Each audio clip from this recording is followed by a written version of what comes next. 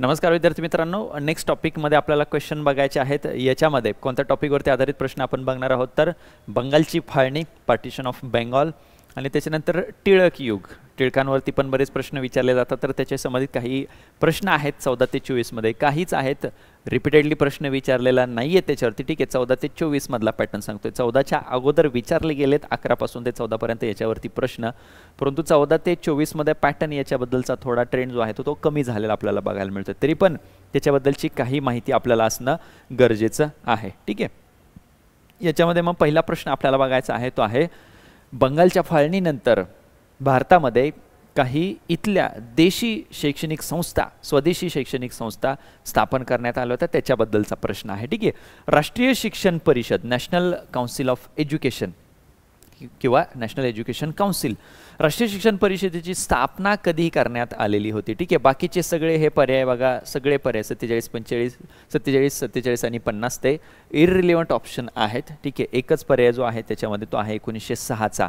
ठीक आहे, 1906 किंवा त्याच्या अगोदर आपण जर म्हटलं तर 1905 मध्ये बंगालची फाळणी जी जाहीर करण्यात आली होती 16 ऑक्टोबर 1905ला, त्या दिवशी त्या निर्णयाची, बंगालच्या फाळणीच्या निर्णयाची अंमलबजावणी सुरू झाली होती. त्याला प्रत्युत्तर म्हणून, त्याला प्रतिक्रिया म्हणून टिळकांनी स्वदेशी चळवळ सुरू करण्याचा निर्णय घेतला होता. टिळक, लाला लजपत राय, इतरही त्याच्यामध्ये व्यक्ती होतेच. ठीक आहे, परंतु प्रमुख भूमिका होती त्याच्यामध्ये टिळकांची. त्यांनी 4 सूत्री कार्यक्रम सांगितलेला होता. ठीक आहे, 1905 मध्ये 16 ऑक्टोबर 1905ला बंगालच्या फाळणीचा निर्णय जो जाहीर झालेला होता, अंमलबजावणी त्याची सुरू झाली होती. ठीक आहे, बंगालची फाळणी, त्याचा निर्णय तो लागू झालेला होता, त्याची अंमलबजावणी सुरू झाली होती. याला प्रतिक्रिया म्हणून स्वदेशी चळवळ सुरू करण्यात आलेली होती. ठीक आहे, टिळकांनी, लाला लजपत राय आणि जहाल गट यांनी प्रमुख भूमिका याच्यामध्ये बजावलेली होती या स्वदेशी चळवळीमध्ये. तर त्याच्यामध्ये 4 पॉईंट प्रोग्राम सांगितला होता, एक 4 सूत्री कार्यक्रम टिळकांनी सांगितलेला होता. ठीक आहे, त्याच्यामध्ये काय त्यांनी सांगितलं होतं, पहिला मुद्दा होता स्वदेशी वस्तूंना प्राधान्य द्यायचं आहे. दुसरा मुद्दा होता स्वराजचा. तिसरा मुद्दा होता बहिष्कारचा, ज्या परदेशी वस्तू आहेत त्या परदेशी वस्तूंवरती बहिष्कार टाकायचा आहे. आणि चौथा मुद्दा होता त्याच्यामध्ये तो होता राष्ट्रीय शिक्षण, नॅशनल एज्युकेशन. तो आहे राष्ट्रीय शिक्षण, नॅशनल एज्युकेशन. हा 4 सूत्री कार्यक्रम, हा 4 पॉईंट प्रोग्राम याच्यामध्ये सांगितला होता टिळकांनी. आणि मग त्याच्यामध्ये राष्ट्रीय शिक्षण म्हणजे काय, चौथा जो मुद्दा आहे, आपण आपल्या संस्था, आपल्या शैक्षणिक संस्था स्थापन करायच्या आहेत. आपण आपल्या शैक्षणिक संस्था स्थापन करायच्या आहेत. ब्रिटिशांनी सुरू केलेल्या शैक्षणिक संस्था नाकारायच्या आहेत. याला अनुसरून भारतामध्ये कित्येक संस्था स्थापन झाल्या होत्या. त्यापैकी एक होती ही राष्ट्रीय शिक्षण परिषद म्हणून जी ओळखली जाते. त्यापैकी एक होती ही. ठीक आहे, मग याच्यामध्ये बऱ्याच व्यक्तींचा सहभाग राहिलेला होता याच्या स्थापनेमध्ये. ठीक आहे, याच्यामध्ये बऱ्याच व्यक्तींचा सहभाग राहिला होता. सतीशचंद्र मुखर्जी त्यांचं एक नाव घेतलं जातं प्रामुख्याने, सतीशचंद्र मुखर्जी आणि इतर त्यांचे सहकारी, इतर त्यांच्या सहकाऱ्यांनी मिळून या राष्ट्रीय शिक्षण परिषदेची सुरुवात केली होती. सोबतच बंगालमध्ये बंगाल नॅशनल कॉलेज एक सुरू करण्यात आला होता. बेंगॉल नॅशनल कॉलेज एक तिथं सुरू करण्यात आलेलं होतं. ठीक आहे, बंगाल नॅशनल कॉलेज ते असेल, बंगाल नॅशनल कॉलेज असेल, किंवा बंगालमध्येच टेक्निकल इन्स्टिट्यूट एक स्थापन करण्यात आली होती. अरविंदो घोष ते याच्याशी संबंधित होते. बंगाल नॅशनल कॉलेजचे पहिले प्रिन्सिपल म्हणून त्यांनी काम केलं होतं. टेक्निकल इन्स्टिट्यूट देखील स्थापन करण्यात आली होती बंगालमध्ये. तांत्रिक शिक्षण संस्था पण स्थापन करण्यात आली होती. अशा बऱ्याच ठिकाणी आणि बऱ्याच संस्था स्थापन झालेल्या होत्या. कशाच्या अंतर्गत, या स्वदेशी चळवळीच्या अंतर्गत. ही स्वदेशी चळवळ जी या बंगालच्या फाळणीला प्रत्युत्तर म्हणून, प्रतिक्रिया म्हणून सुरू झालेली होती. ठीक आहे, 16 ऑक्टोबर 1905ला त्याची अंमलबजावणी सुरू झालेली होती. तर ही राष्ट्रीय शिक्षण परिषद त्यावेळी स्थापन करण्यात आली होती सतीशचंद्र मुखर्जी आणि त्यांच्या इतर सहकाऱ्यांकडून. ठीक आहे, तर हा मुद्दा आपल्यासाठी महत्त्वाचा आहे. आपल्याला इकडेही प्रश्न विचारतात, इथेही प्रश्न विचारतात. ठीक आहे, या शिक्षण संस्थांना घेऊन देखील प्रश्न विचारतात. पुढचा प्रश्न त्याच्याबद्दलच आहे. सेम प्रश्न UPSCने पण प्रिलिम्सला त्यांच्या विचारलेला आहे की 16 ऑक्टोबर 1905 हा दिवस इतिहासामध्ये काय म्हणून ओळखला जातो किंवा कशासाठी तो ओळखला जातो. सेम प्रश्न आहे, UPSC प्रिलिम्सला विचारलेला आहे, आपल्याला ग्रुप सी प्रिलिम्सला 21ला विचारलेला आहे प्रश्न. ठीक आहे, 16 ऑक्टोबर 1905 हा दिवस काय म्हणून पाळला जातो, तर तो शोक दिन म्हणून पाळला जातो, कारण या दिवशी अंमलबजावणी सुरू झाली होती. बंगालच्या फाळणीचा जो निर्णय होता त्याची अंमलबजावणी इथं या दिवशी सुरू झाली होती.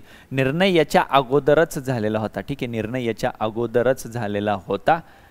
ठीक आहे, तसे त्यांनी घोषणा म्हणजे त्यांनी आमचं उद्दिष्ट आहे बंगालची फाळणी करण्याचा, त्याचं उद्दिष्ट त्यांनी 1903 मध्येच जाहीर केलं होतं ब्रिटिशांनी.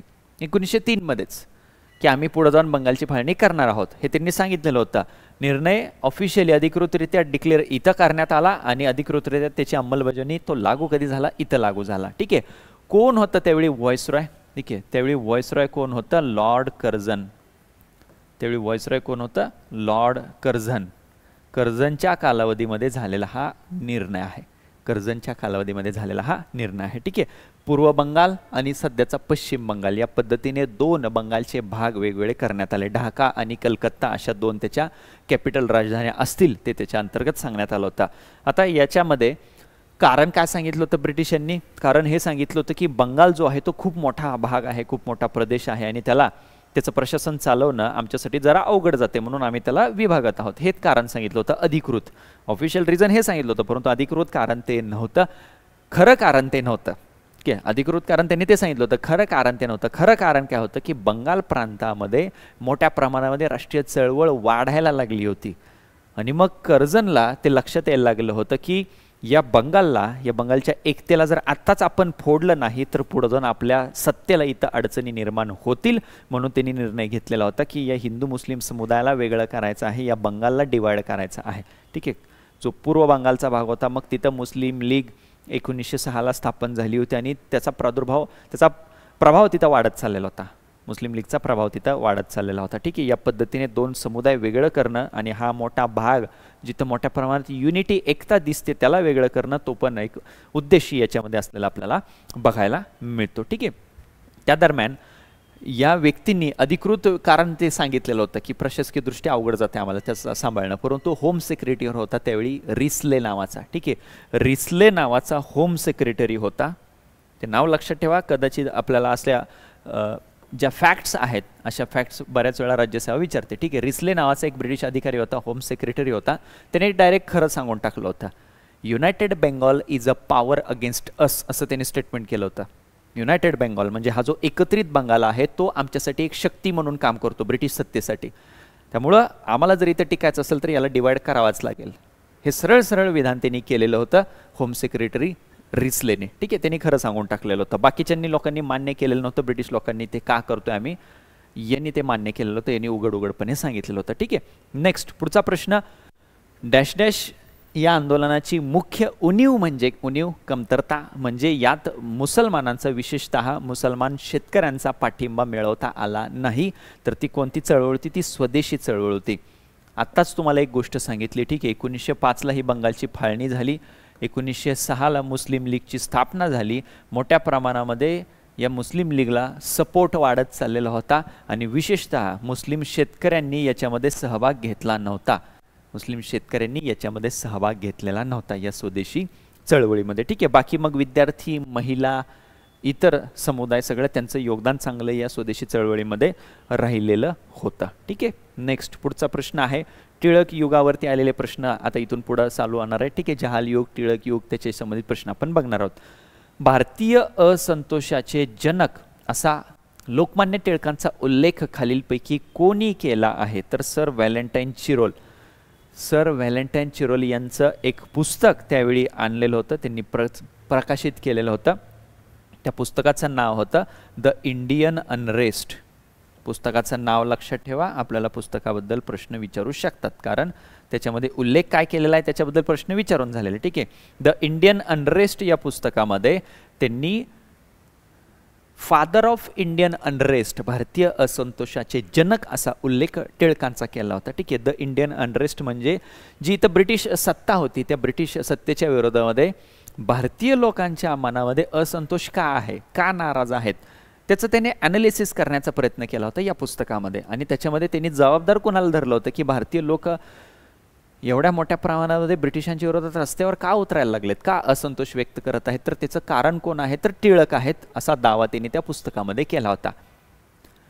टिळकांनी होम रूल चळवळ ज्यावेळी सुरू केली होती 1916 काही कालावधीसाठी चालली, नंतर 1918ला ती 18 येता येता ती बंद पडली होती. नंतर हे पुस्तकामध्ये असा उल्लेख आला होता, तर मग याच्या विरोधामध्ये टिळकांनी दावा दाखल करायचं ठरवलं होतं आणि त्यासाठी ते ब्रिटनला देखील गेले होते, परंतु ती केस टिळक हारलेले होते.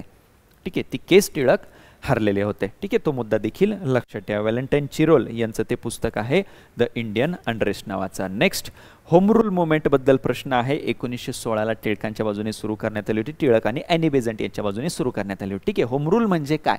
होम रूल, स्वराज नावाचा जो शब्द आहे त्याच्याशीच मिळता जुळता असा हा शब्द आहे. ठीक आहे, होम रूल म्हणजे एक्झॅक्टली काय असा प्रश्न आपल्याला विचारलेला आहे ग्रुप बी प्रिलिम्स 2024ला. ठीक आहे, आपल्या देशाचा कारभार प्राप्त करून घेणे, आपल्या देशाचा कारभार आपल्याकडंच असणे, होम रूल स्वतःचा देश स्वतः चालवणं. ठीक आहे, स्वराज्य प्राप्त करून घेणे, यस करेक्ट आहे. इंग्रजांच्या जोखंडातून मुक्त होणे, स्वराज्य प्राप्त करणे म्हणजे हाच त्याच्यातला मतितार्थ आहे. आणि स्वशासनास प्रतिकार करणे, स्वशासनास प्रतिकार विरोध करणे हा त्याचा अर्थ होत नाही. स्वशासनास विरोध करणे हा कसा काय अर्थ होऊ शकतो? इतरांचं जे शासन आहे त्याला विरोध करणे, त्याचा प्रतिकार करणे हा त्याचा अर्थ आहे. ठीक आहे, त्यामुळं अ ब आणि क हे तीनच त्याच्यातले करेक्ट आहे. ठीक आहे, होमरूलची सुरुवात एप्रिल 1916 केली होती टिळकांनी. टिळक आणि ॲनी बेझंट या दोघांनीही याची सुरुवात केलेली होती आणि सप्टेंबर 1916 सुरुवात केली होती ॲनी बेझंट यांनी. ठीक आहे, होमरूलची सुरुवात. भारताचा वेगवेगळा भाग यांनी डिवाइड करून घेतलेला होता की जबाबदारी या भागाची आपण घेऊ म्हणून. ठीक आहे, महाराष्ट्राचा बहुतांशी भाग, ठीक आहे, मध्य प्रांत, वराड, बेरार हा सगळा भाग होता टिळकांच्या नेतृत्वाखाली आणि हा भाग सोडून इतर सगळा भाग कोणाकडे होता? ॲनी बेझंट यांच्याकडं.